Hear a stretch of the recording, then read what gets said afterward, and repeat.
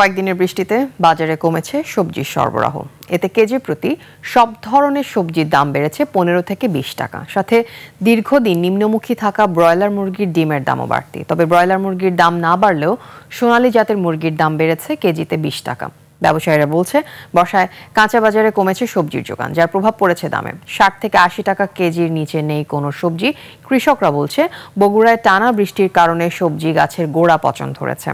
ফলে উৎপাদন একদম নেটে নেমে এসেছে, আর এর প্রভাব পড়েছে সবজির বাজারে। ফলে নিম্ন মধ্যবিত্ত আয়ের মানুষদের জন্য নাভিশ্বাস হয়ে উঠেছে সবজি কেনা। পরিস্থিতি নিয়ে আরো জানাতে বগুড়া থেকে আমাদের সঙ্গে যুক্ত হচ্ছেন প্রতিনিধি আবুল কালাম আজাদ।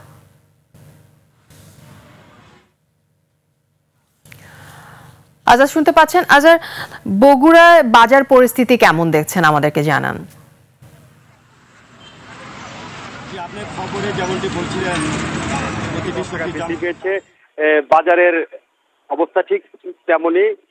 দর্শক, আমি এই মুহূর্তে দাঁড়িয়ে আছি বগুড়ার শাহজাহানপুর উপজেলার গ্রামীণ প্রত্যন্ত অঞ্চল 9 মাইল হাটটিতে। এই হাটে আজকে যে বাজারের দর প্রতি কেজি 10 থেকে 20 টাকা বৃদ্ধি পেয়েছে গত এক সপ্তাহ পূর্বে। পেঁয়াজের দাম 80 টাকা, রসুন 120 টাকা, আদা 160 টাকা, কাঁচামরিচ 200 টাকা, এছাড়া বেগুন 70 টাকা, কচু 80 টাকা, আলু 40 টাকা, মিষ্টি কুমড়ো 20 টাকা। এছাড়া কিন্তু ব্রয়লার মুরগির দামও কিছুটা বেড়েছে।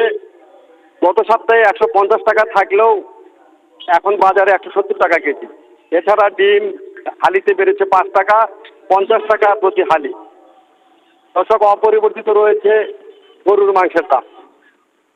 আমি এখানকার শাহজাহানপুর উপজেলার হাট বাজার মনিটরিং কমিটির সভাপতি এবং উপজেলা নির্বাহী অফিসার তাইফুর রহমানের সাথে আমার কিছুক্ষণ আগে কথা হয়েছে।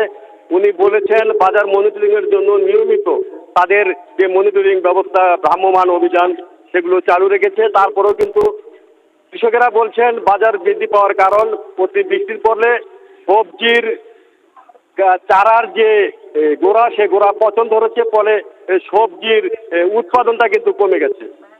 এই ছিল বগুড়া থেকে সবজির সর্বশেষ খবর। আজাদ, ধন্যবাদ আপনাকে। দর্শক, বগুড়া থেকে সেখানকার বাজার পরিস্থিতি নিয়ে কথা বলছিলেন আমাদের সহকর্মী আবুল কালাম আজাদ।